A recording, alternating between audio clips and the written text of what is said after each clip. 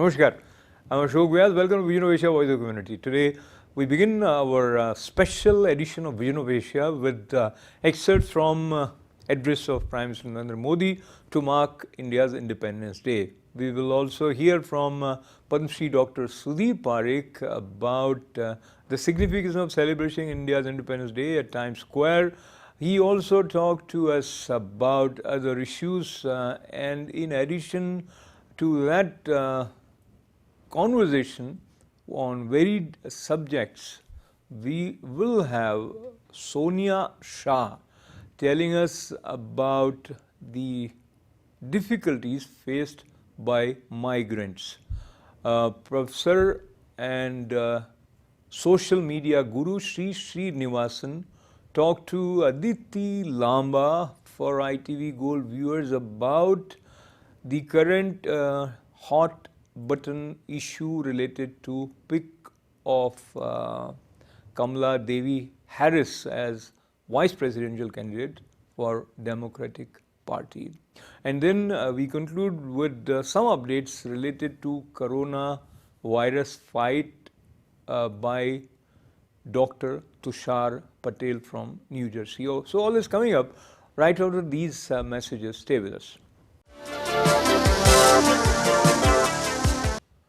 Prime Minister Narendra Modi, during his campaign of first tenure, came up with lines "Main desh nahi jhukne dunga," and his patriotism, sincerity, and commitment for the upliftment of India and keeping the Indian spirit high is accepted and appreciated by people not just in India, but those who are away from India, but those who love India are very happy with the words of Prime Minister Modi at various forums. And we all look forward to his address on Independence Day. This year also it was a leader speaking with sense of hope and conviction in the collective will as well as strength of Indians to overcome all challenges, including those posed by COVID-19 or economic hardships. Here are some excerpts from the address of Prime Minister Modi. Bharat Mata ki Jai! Bharat Mata ki Jai! Bharat Mata ki Jai! Sir, can we just get one message in Hindi on Swatantrata Divas for all our viewers watching on ITV Gold? आप सभी को आज के इस पावन दिवस पर मेरी तरफ से, भारत के आज़ादी के दिवस पर मेरी तरफ से और समस्त कॉन्सुलेट परिवार की तरफ से आप सभी को बहुत बहुत बधाई. Well, it is a very historical event because the Times Square is the best address of the world, and to have the outdoor in the midst of pandemic, it's a great achievement by FIA, and we all are proud of it. We all Indian Americans should proud of it. We should try to help and contribute to Mother India as much as any way we can. So Jai Hind, and we all wish you all the best for the coming here, and Jai Hind. विश्व की आज की स्थिति हमें सिखाती है कि इसका मार्ग एक ही है, आत्मनिर्भर भारत. मंत्र है आत्मनिर्भरता, उपहार है मोदी जी का. तू एक एक कदम बढ़ाकर नई पीढ़ी का मार्ग प्रशस्त कर। जनधन देश में रहेगा तभी तो पूर्ण विकास साधेगा। बुनियादी शिक्षा अपनाकर हर मुश्किल सरल कर। अगर तुझ में सम्मान बचा है तो अब स्वदेशी पर ही नाश कर। तुझ में अगर सम्मान बचा है तो खुद का गौरव करना है। अगर तुझ में सम्मान बचा है खुद का गौरव करना है। तो देश की ही बात कर, तो देश की ही बात कर। स्वदेशी पर तू नाज कर, स्वदेशी पर तू नाज कर।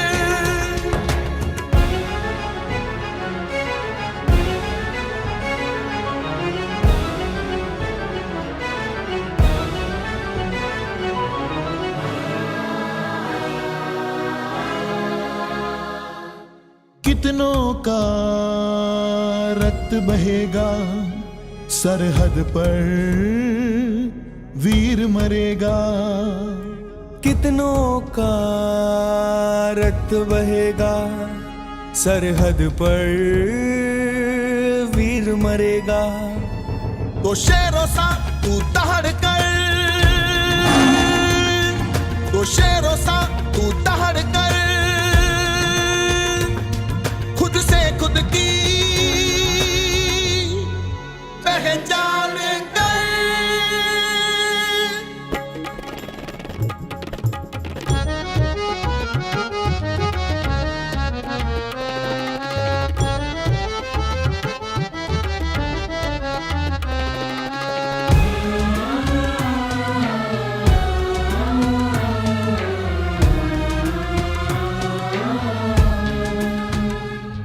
घर गांव में अब नवसर्जन हो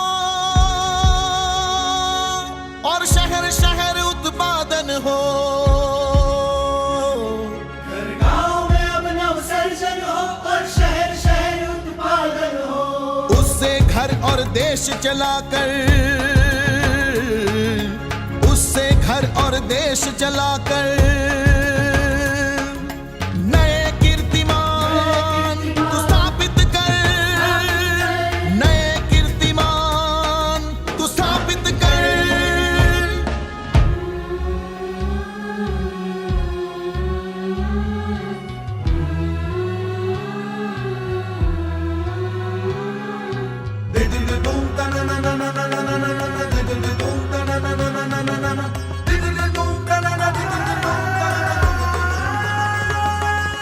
आपदा में अवसर मिलेंगे, विपत्तियों से भी सीखेंगे।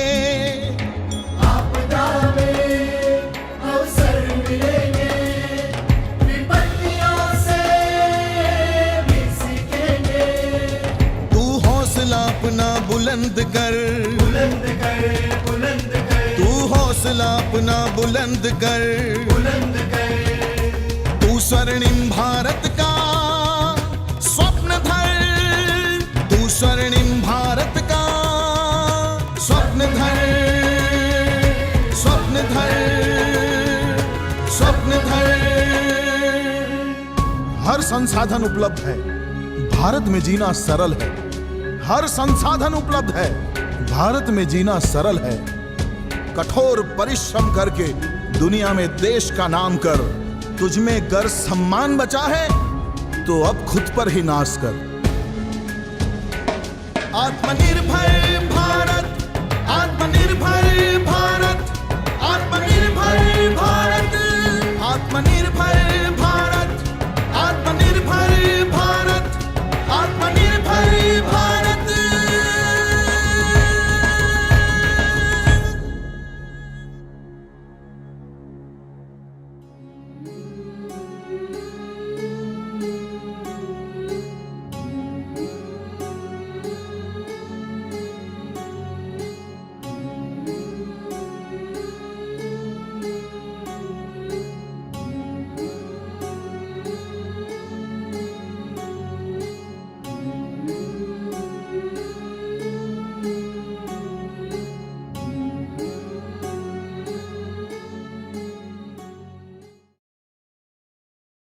And in this week with Padma Shri Dr. Sudhir Parikh, we have his take on the vice presidential pick as Kamala Devi Harris for Democrats. He also talked about the preparations which were happening and the vision with which Indian Americans organized India's independence celebration at Times Square. Namaskar, I'm Ashok Vyas and I have this opportunity of welcoming Padma Shri Dr. Sudhir Parikh and all of you in this special segment of this week with Padma Shri Dr. Sudhir Parikh. And I welcome you, Dr. Saab, greeting you on Janamashtami. Namaste. Thank you. Happy Janmashtami to you and all our viewers.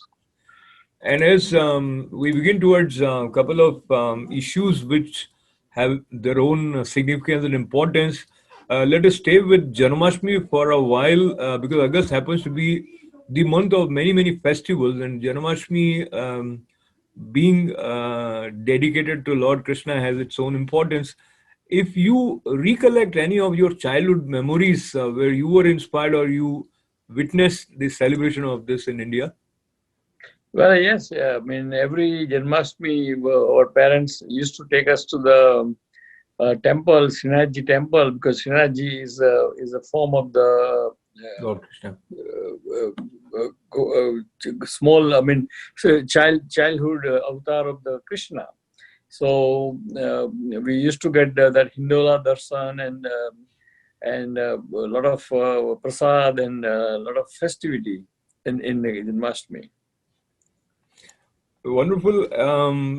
Lord Krishna inspires in several ways, and the way our country has Satyameva Jayate, moving towards truth with the memory of Lord Krishna. We have another important festival of Indian democracy coming up, which is, of course, 15th August. And this year it's going to be different because of COVID-19. And you are also a senior advisor of FIA now. Talk to us about the way it is conceived and it is being observed here in New York. Well, this time because of the COVID-19 situation, we are not doing our traditional parade. We used to do for last 49 years, but this year we're going to do a flag hosting ceremony to celebrate our Independence Day in Times Square. And there our chief guest will be Consul General of India, Honorable Randhir Kumar Jaiswal, and he will read Prime Minister's message. I think Prime Minister's message to the audience, and also will do the flag ceremony. And of course, we'll celebrate the whole thing by having distribution of the sweets and goodies. Wonderful. While we miss the tradition of India Day parade, there are other ways of connecting with the spirit of India. And in that context, based on the spirit of Indian Americans, how do you feel? Are they charged up for India's Independence Day? Because you have had several meetings where yes, we are right. We are very charged up, and I can see that there are a lot of other associations are doing smaller parade, car parade in Jackson Heights or Hicksville area, and some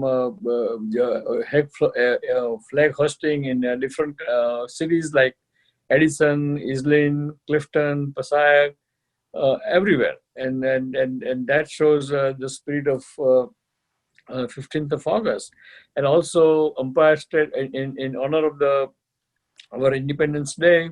Empire State Building going to have tricolor lights on the building for next 2 to 3 days, and that will be real salute to Mother India. Saluting Mother India, and now talking about relationship with India and America, I believe perhaps this is for the first time that a major political party in America has declared vice presidential candidate, that is Biden has chosen Kamala Devi Harris as his running mate for the VP. And there are mixed reactions to this. She is not exactly from Indian descent, but her mother is from India and father from Jamaica. Talk to us about her choice as running mate of Biden. I think Biden choice for vice president, choice for running mate of Senator Kamala Harris is an excellent choice because she's a woman. She's very. She ran a statewide election in California, which is as large as in population as any other country, most of the countries, and she has a very distinguished career in the Senate. She is very outspoken. She is very well protective of minority rights. She comes from the descent of the. She herself identifies as an African American, not the Indian American. Correct. I'm sure you are aware of that. Yes, sir. So we Indian should not take that credit for that. So it's an African American woman whose mother happens to be Indian, is running for highest post in the country, one of the second highest post of the country, and that is a proud for everyone, all Asians. So let's say that she's an Asian American woman, and we all can take kind of delight out of that she's from Asia and she's from our own part of the world, and she's very aggressive and rightfully she's very articulate, and she's very known for protection of the human rights, protection of the minority rights, protection of the color and creed and race conflicts and all those things. And so I think for Biden, it's really a good boost to his campaign. Now, how this goes further, we have to wait and watch. So while waiting and watching and the analysis heats up in Indian press also, as I earlier mentioned, there are people who are aware that she herself doesn't refer to her as Indian American or having Indian heritage, so we should not take pride, as you also mentioned. But there is other impression which people have that she has not been pro-India in her approach during several issues where there was an occasion for her to speak. On that front, how do you see her candidature from Indian Americans' point of view? Well, unfortunately, whole Democratic Party's policy towards South Asia is kind of not pro-India. Let's put it that way. And therefore, she's Democrats, and obviously she follows her party line. And that's why she perceived or she sounds like or she comes across and she acts across as anti-India interest. And therefore, I'm not sure how the Indian American will react to this, because quite a few Indian American always believe that even government of India believes that Democrats or Democratic parties line of thinking is not really pro-India as compared to Republican line of thinking. So that's a fact, and we know that for last several years, at least I have observed for last 50 years, even in the Clinton time, also Clintons were in their administration first 7 years, he was not pro-India, he was more pro-Pakistan. And only last year of his administration, he changed his kind of focus to India, because he realized that India is the greatest and largest middle class population, which is beneficial to American economy, and that's how he changed his focus to the India. I must compliment you for being so forthright and candid in putting it in simple words. everybody thinks, but many times you go roundabout way. But you said that Democrats have not been pro-India, and that is a fact you said. But indeed, there are many Indian Americans who are part of the Democratic Party, and they are supporting Biden as well as now going by what you just said. Unfortunately, most of the immigrant minority race here in this country, they are more of Democratic. 80% are Democrats, because their mindset or the wrong perception is that because we are immigrant, we have to be Democrat. Not necessarily. You can be Republican with the physical conservatism and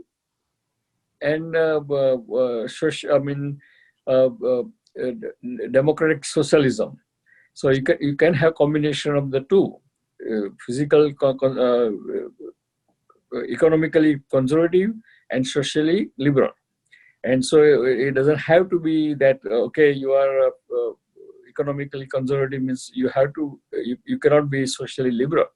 So it all every issue has its own individual merits and demerits, and the right person is one who thinks every issue on their merit rather than just thinking as Democrat and Republican.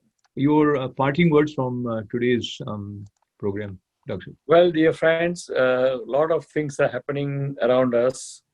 We got new candidate for vice president, which happens to be Asian American, as we are, our community. And so we are very excited about it. But let's see how it goes, whether it will, how the election result comes. And we hope that whatever result comes, and whatever party wins, there should be pro-India, or there should be kind of positive towards pro-India. And so let's come back again. We'll see you next week. God bless America. God bless India. Jai Hind. Thank you. Sonia Shah talked to Aditi Lama for ITV Gold and shared all the troubles which migrants face. As per her, migrants do not bring disease with them, but they do get caught with certain disease at the detention centers also. There are multiple issues facing migrants. Here are some excerpts from the conversation with Sonia Shah. What is so different about, COVID-19 that just is unable to contain it?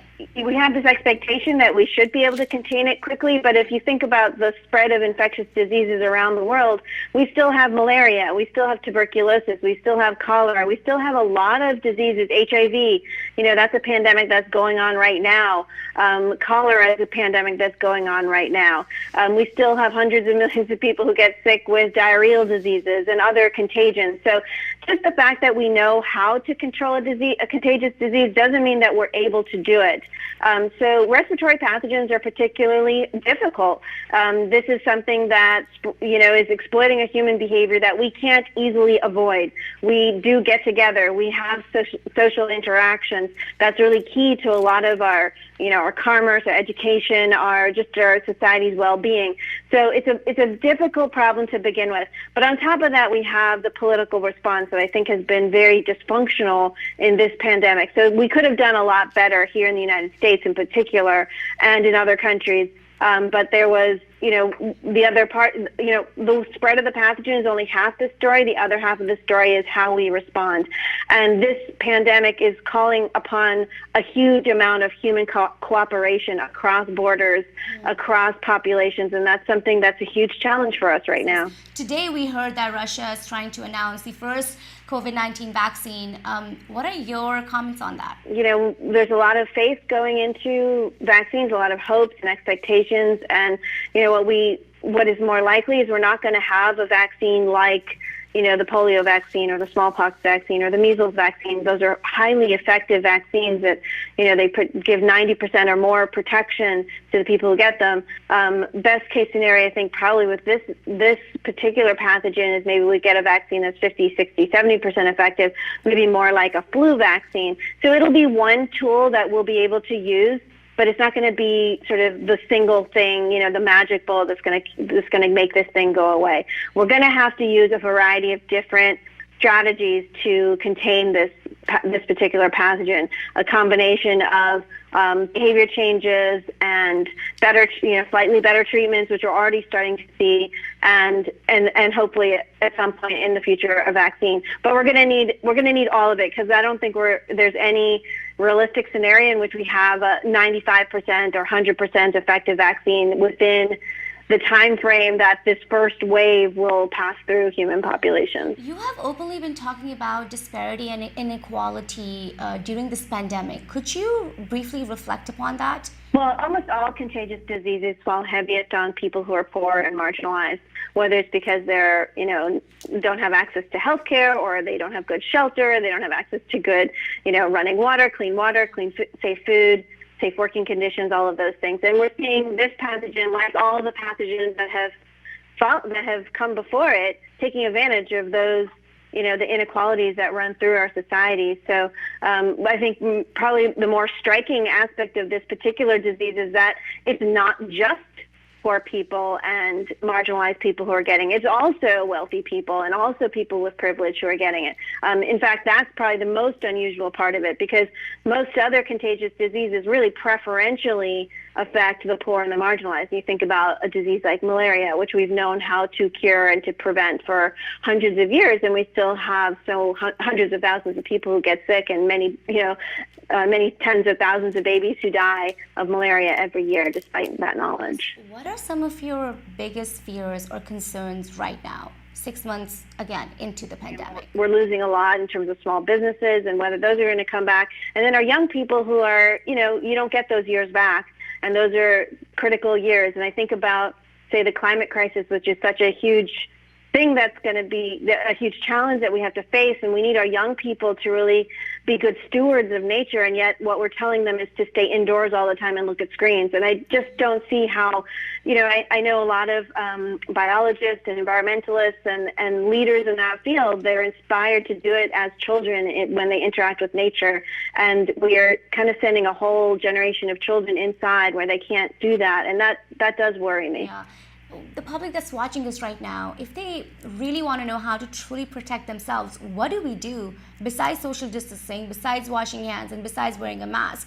What else can the public do, according to you? Well, I think we need good governance. So we need to do all those things. We need to, take all the public health measures that we know about that do work. Washing your hands, wearing masks, social distancing, avoiding crowds, all of those things. We need to do all of those things for sure. And we need to educate our friends and families and neighbors that they should do it too, and make a point of it.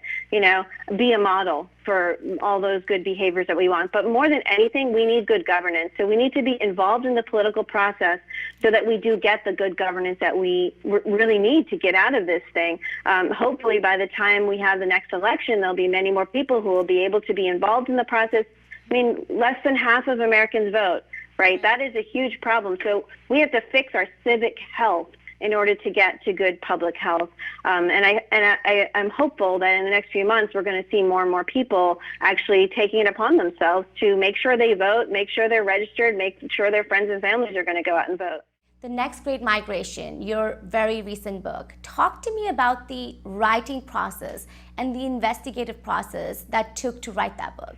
Yeah, so I started off thinking about writing about migration in 2015 when the so-called migrant crisis was hitting the Mediterranean. This is when a lot of people from Syria and Afghanistan were trying to get into Europe, and they were getting stuck in the Mediterranean. The borders were getting closed. They were getting stuck in detention centers and refugee camps, and a lot of people were drowning in the Mediterranean trying to make their way into Europe. And I started reporting on that migration flow in 2015, 2016, thinking that this would be a health risk, that there would be a public health hazard for people moving around like this, under stress into new places. But what I found was just exactly the opposite, that a lot of these people, and this is true of migrants in general, are healthier than the host populations they enter. And really the reason why they get sick at all, if they do get sick, or if they do trigger outbreaks, it's not because they're bringing pathogens with them or because they're sicker than other people. It's because they're being treated badly. So a lot of the outbreaks that we saw in Europe at that time were not from pathogens that the migrants themselves were carrying, but things they were being subjected to because they were being kept in detention centers and refugee camps and places where they didn't have good access to clean water, to good housing, and all the things that keep us healthy. Professor Sri Srinivasan taught general students at Columbia University for many years. He has also worked with Met and is known as social media guru. He has also successfully worked on offering live Facebook show of sort with rich information for many weeks now, since the days COVID-19 forced us to stay indoors. He talked about the current political climate of America with Aditi Lamba. Here are some highlights. A nomination for VP who is a person of color. What do you think is reflected from that? I think it's a reflection of the reality of today. The tragedy of George Floyd's killing has been that one of the aftermaths of that has been that there's increased awareness of the ways in which this country has done a real disservice to people of color for centuries, not only with enslavement, but also in how the country made up for that or tried to make up for that. In many ways, it didn't bother at all. And nominating a person of color in that slot, and this time it would be, obviously, if it's a person of color, be a woman of color, is a big deal. And I think it'll give people who have felt that the Democratic Party after President Obama hadn't done enough to pay real attention to the needs of the African American community will be able to step up. After all, the fact that Joe Biden is the nominee is in part because of African Americans supporting him and being there for him through the nomination process. And so there is a kind of debt he owes them. And we should also say that black women in this country have been the most steadfast supporters of the Democratic Party in the last several elections. And they're the reason that even though the Democrats have done badly in some of the races, the reason that they're in charge of the House of Representatives, for example, is because of black women for the most part. You know, in terms of looking at this racial strife that is happening in the nation and also the issue of police brutality, since we are talking about the African American community here right now, what have you felt personally as a journalist reporting on these issues as somebody who's also a minority person? And how do you look at this racial strife in the community, in the nation right now?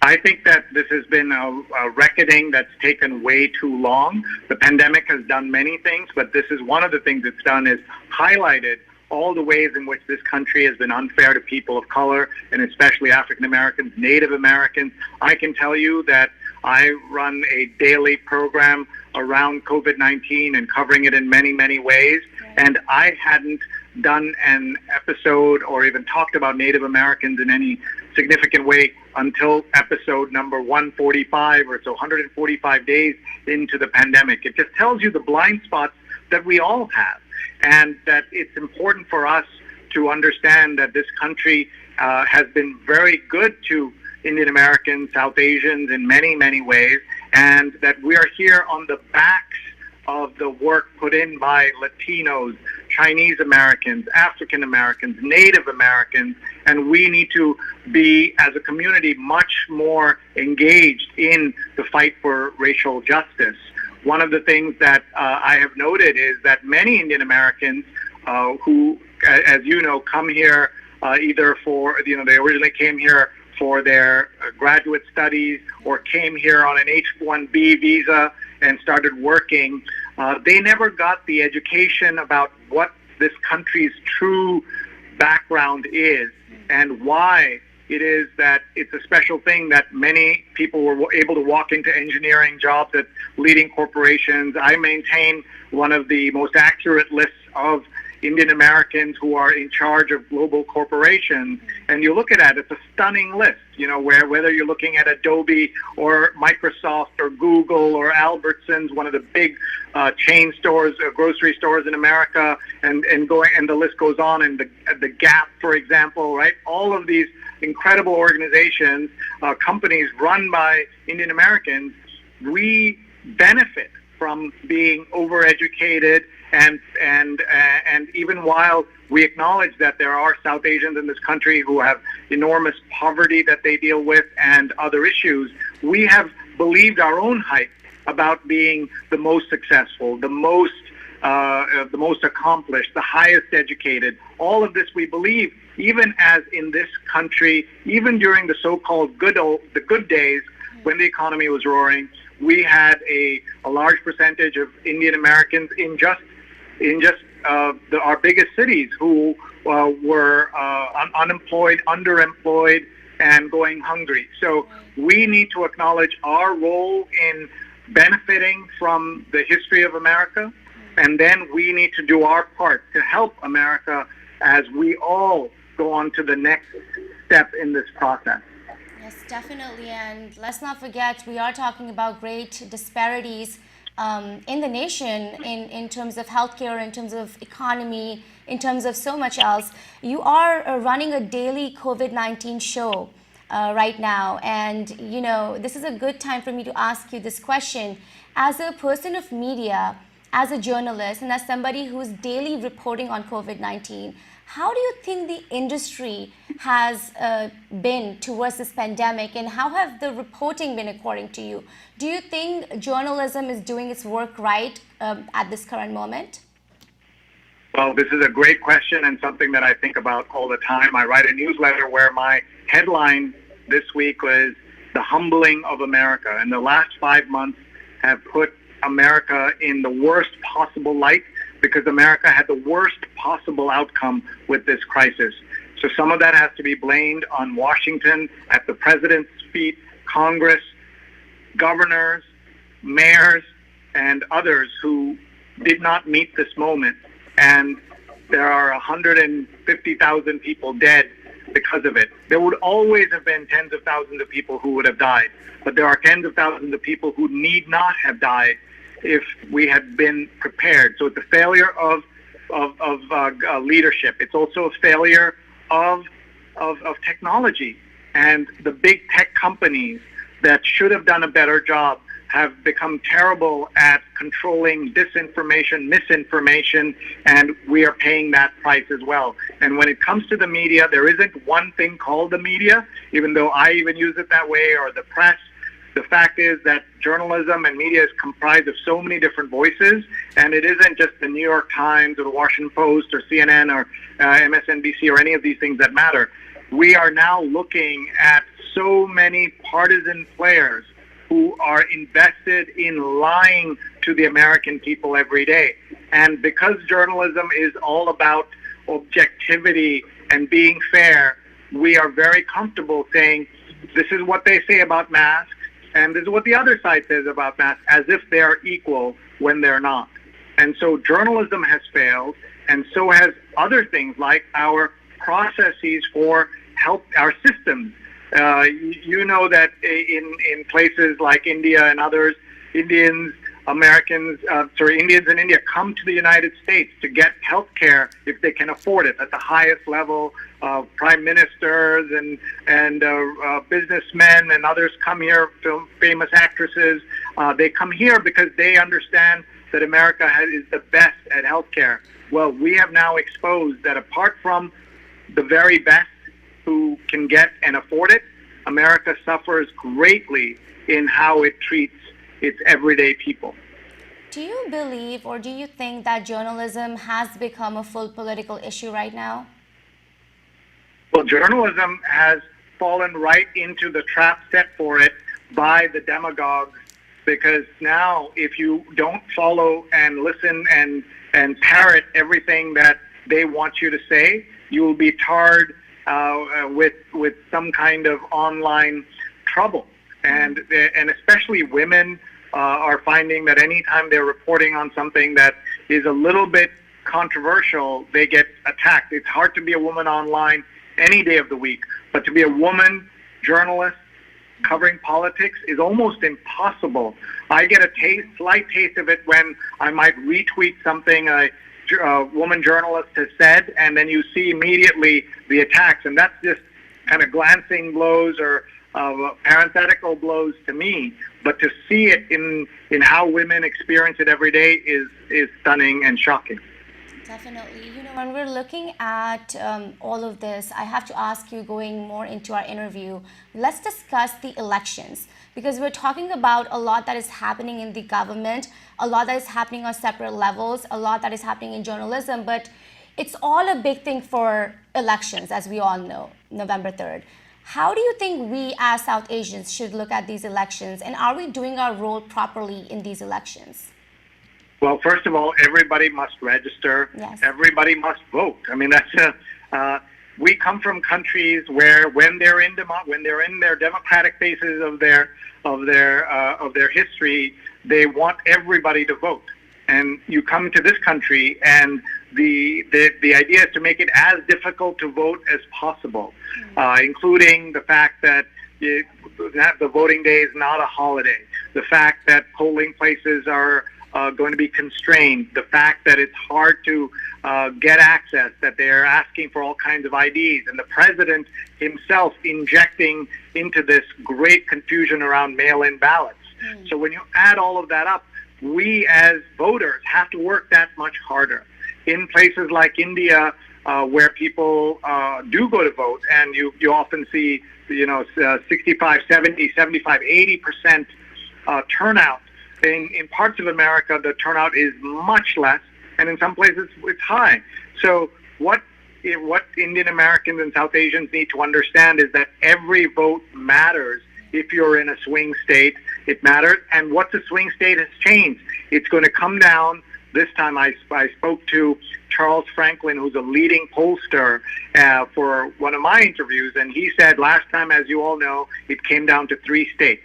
It came down to Michigan and Pennsylvania and Wisconsin, and the 70,000 votes.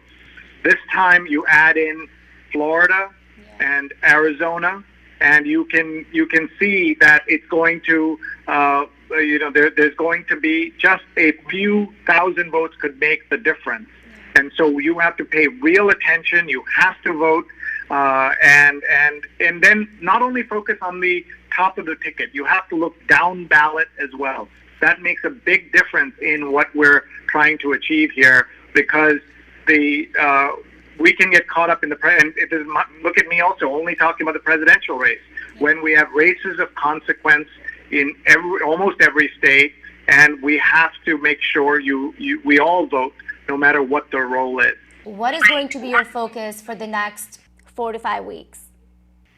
My focus is how do we make sure we have accurate information for everybody who is paying attention, and then how do we get more people to pay attention, and also how do we save the economy of this country? What are the things that we can do? And at the same time, watching out for all the complications that are going to come from this election. It's going to be an election like we've never seen in history, and combining it with the pandemic and the financial crisis and the racial justice crisis, we are going to have a very complicated 90 days. For sure. Well, here's to hoping the best for everyone, and obviously hoping that everyone goes out and vote. I truly appreciate you for your time on ITV Gold, Mr. Srinivasan. Thank you very much. Dr. Tushar Patel is president of Indian Health Camp of New Jersey. He is keeping a close watch on how COVID-19 is affecting us. And it seems COVID crisis has taken a toll not just in America, but almost in all countries. He also felt that the initial impression regarding COVID-19 affecting senior population more is not wrong. And the reduction in the death rate due to COVID-19 is ascribed to the new cases of young and children is the view of Dr. Tushar Patel. There is much more in this conversation where Dr. Patel talked to Aditi Lamba about COVID-19. 63 out of 101 largest school districts in the country are starting the new academic year remotely. In Georgia, the Cherokee County School District today announced that it would temporarily close in-person learning due to COVID-19 cases. Here in New York and our neighboring state, New Jersey, both governors are now allowing schools and universities to reopen, with school districts to spell out a plan for reopening with all safety measures. But what is the medical opinion on sending kids back to school during the pandemic, and what do the parents and educators truly need to know?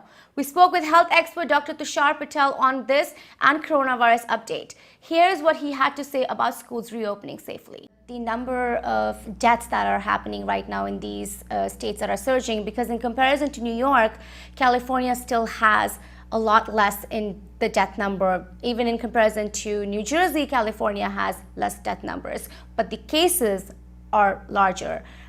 How do we understand that? So last 6 months, we have learned a lot of things about COVID-19 infection rate, the how to manage the disease itself.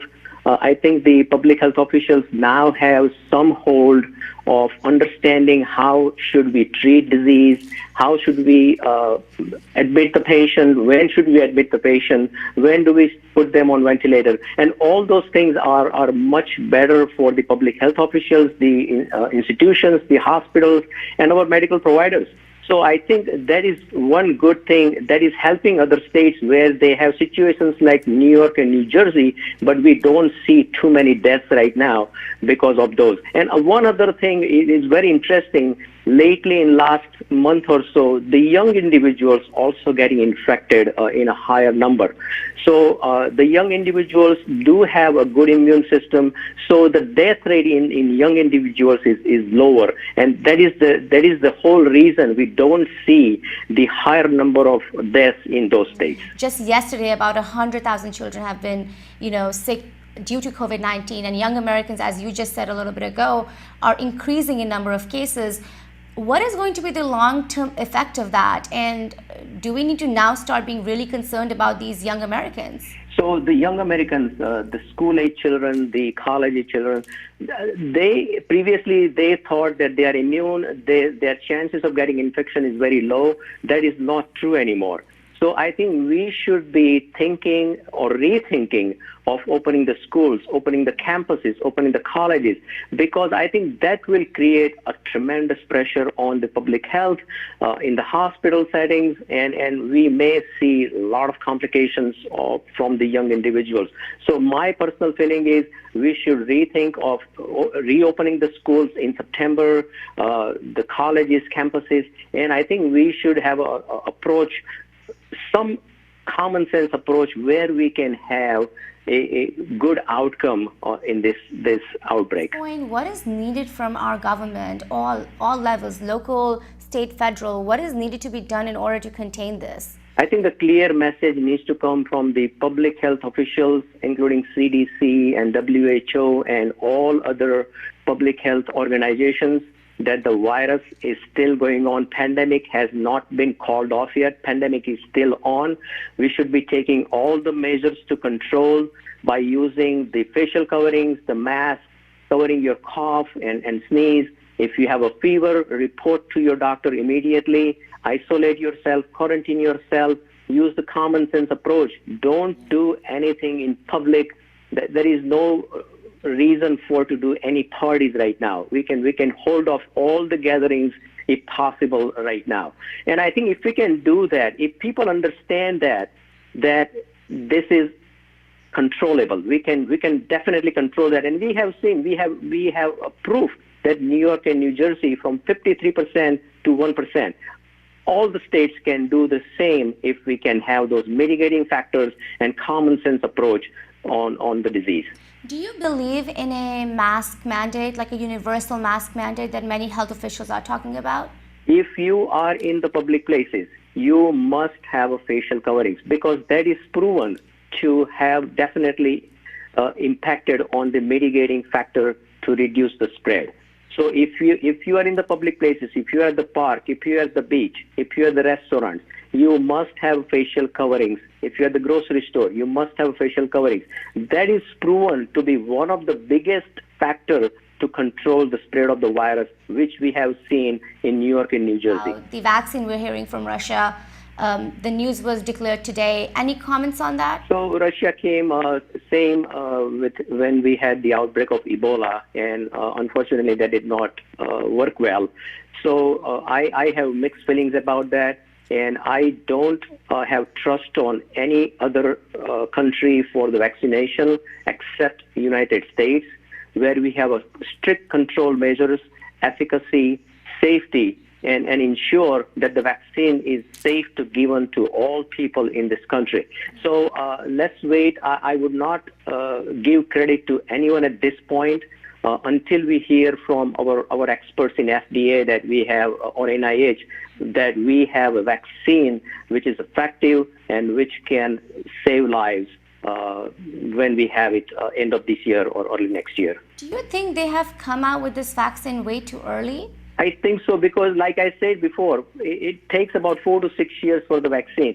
So if you don't have those clinical trials, phase 1, phase 2, phase 3, and in phase 3 you need to have enrolled thousands and thousands of people to ensure that each and every one received the vaccine, waited for 14 days, 20 days, 3 weeks, to ensure that its efficacy is good, 60-70%, and the safety is the most important factor, because you don't want to get complications from the vaccine. So it could be definitely an issue if we have those kind of vaccines available right now. Time to say goodbye from today's Vision of Asia, a voice of the community. We appreciate your support, your encouragement, your love. Once again, we want to wish great Independence Day to all Indian Americans. Happy Independence Day, Jai Hind, and the chant of Bharat Mata Ki Jai brings us a sense of the whole world being one big family. With the spirit of oneness, once again appreciating your presence with us.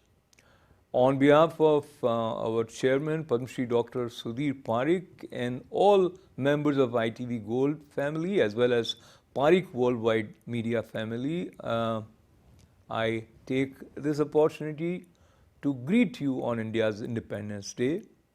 This is Ashok Vyas. Namaste.